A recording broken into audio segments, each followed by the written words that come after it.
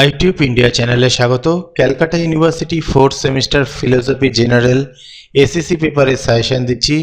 Man and এনভায়রনমেন্টের suggestion 2025 সালে পরীক্ষার্থীদের জন্য, সিবিসিএস এর স্টুডেন্টদের জন্য। তো মান 5-এর জন্য পড়বে প্রথম অধ্যায় থেকে প্রকৃতি সম্বন্ধে রবীন্দ্রনাথের ভাবনার মূল বক্তব্য কি, অথবা মানুষ ও প্রকৃতির সম্পর্ক বিষয়ে রবীন্দ্রনাথের ভাবনার সংক্ষিপ্ত আলোচনা করো। ভেরি ভেরি ইম্পর্টেন্ট এটা। পরিবেশ সম্বন্ধে উপনিষদে যে ব্যাখ্যা পাওয়া যায় তার সংক্ষিপ্ত বিবরণ দাও। পরের অধ্যায় থেকে বাস্তুতন্ত্রের প্রতি লঘিষ্ঠ হস্তক্ষেপের নীতিটি কি, অথবা পরিবেশের ওপর লঘিষ্ঠ হস্তক্ষেপ নীতি কাকে বলে বলা হয় আলোচনা করো। Very very important. জীবকেন্দ্রিক নীতিবিদ্যা বলতে কি বোঝো সংক্ষেপে আলোচনা করো। পরিবেশের প্রতি শ্রদ্ধার মানসিকতা বলতে কি বোঝায়, প্রকৃতি সবচেয়ে ভালো জানে আলোচনা করো। পশু পক্ষী ও গাছপালা কি নৈতিকতার অধিকারী, উত্তরের সাপেক্ষে যুক্তি দাও। পল টেলর কিভাবে প্রকৃতির প্রতি শ্রদ্ধার ধারণা সাথে শতমূল্যের ধারণাকে যুক্ত করেছেন আলোচনা করো। এই অধ্যায়ে অনেকগুলো প্রশ্ন রয়েছে, এর মধ্যে সবচেয়ে গুরুত্বপূর্ণ অবশ্যই এক একটা তোমাদের পড়তেই হবে, 2-এরটা, 4-এরটা, 6-এরটা খুবই গুরুত্বপূর্ণ প্রশ্ন, এমনিতে সবকটাই গুরুত্বপূর্ণ।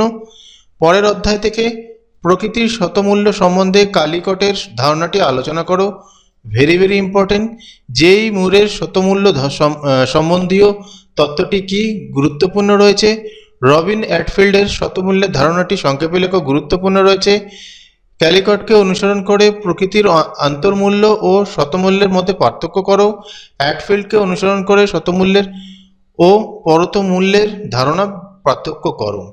এখানে 5টা প্রশ্ন দিয়েছি, 5টা প্রশ্নই কিন্তু গুরুত্বপূর্ণ রয়েছে, তবে প্রথম 3টে প্রশ্ন অতি গুরুত্বপূর্ণ। পরের অধ্যায় থেকে ভারতীয় সামাজিক ও অর্থনৈতিক পরিস্থিতিতে গভীর বাস্তুতন্ত্রের নীতি কতদূর প্রযোজ্য তা সংক্ষেপে লেখো। রামচন্দ্র গুহ গভীর বাস্তুবিদ্যার বিরুদ্ধে কি কি যুক্তি দিয়েছেন আলোচনা করো। গভীর বাস্তুতন্ত্রের মূল ভাবটি লেখো। গভীর ও অগভীর বাস্তুতন্ত্রের মধ্যে বিভেদ করো। পরের অধ্যায় পাশ্চাত্য দর্শন চিন্তাধারায় দ্বৈতভাব কিভাবে পরিবেশনিষ্ঠ নারীবাদের মূল ধারণাকে প্রভাবিত করেছে, গুরুত্বপূর্ণ রয়েছে। নারীবাদী পরিবেশ চিন্তা বলতে কি বোঝায়, মার্ক্সবাদ অনুসারে প্রকৃতি ও মানবের সম্পর্ক কিভাবে নিয়ন্ত্রিত হয়, পরিবেশনিষ্ঠ নারীবাদীদের কাছে কি এই মত গ্রহণযোগ্য, যুক্তি দাও, গুরুত্বপূর্ণ রয়েছে। পরিবেশনিষ্ঠ নারীবাদ কেন কোন প্রকারের সংস্কৃতিকে সমর্থন করে সংক্ষিপ্ত আলোচনা করো, গুরুত্বপূর্ণ রয়েছে। এবার আসি মান 15-র জন্য। মান 15-র প্রতিটা প্রশ্নই তোমাকে পড়তে হবে। প্রাচীন বৈদিক রচনায় পরিবেশ ভাবনা কিভাবে প্রকাশিত হয়েছে তা আলোচনা করো। উপনিষদ কি প্রকৃতি ও মানব দ্বৈতকে সমর্থন করে, উপনিষদের আলোকে প্রকৃতির স্বরূপ আলোচনা করো। সাধনা গ্রন্থে উপস্থাপিত রবীন্দ্রনাথ ঠাকুরের প্রকৃতি সম্পর্কে মত আলোচনা করো। পরের অধ্যায় থেকে জীবকেন্দ্রিক দৃষ্টিভঙ্গি থেকে প্রকৃতিকে যেভাবে ব্যাখ্যা করা হয়েছে তার বিস্তারিত বিবরণ দাও।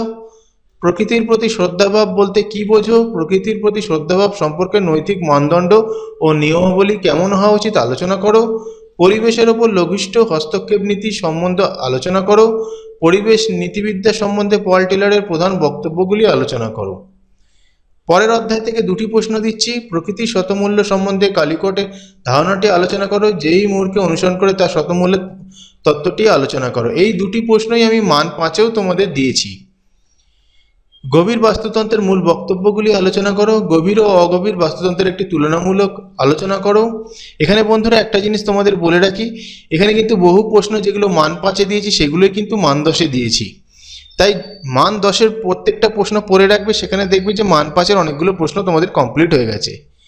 তৃতীয় বিশ্বের ক্ষেত্রে গভীর বাস্তুতন্ত্রের নীতিটা কতটা প্রযোজ্য আলোচনা করো। গভীর বাস্তুতন্ত্রের প্রবক্তাকে গভীর বাস্তুতন্ত্রের মূল নীতিগুলি আলোচনা করো। শেষের অধ্যায় পরিবেশের সঙ্গে সম্পর্কিত গুরুত্বপূর্ণ বিষয়গুলিকে কিভাবে নারীবাদের সাথে সংযুক্ত করা হয়েছে তা ব্যাখ্যা করো।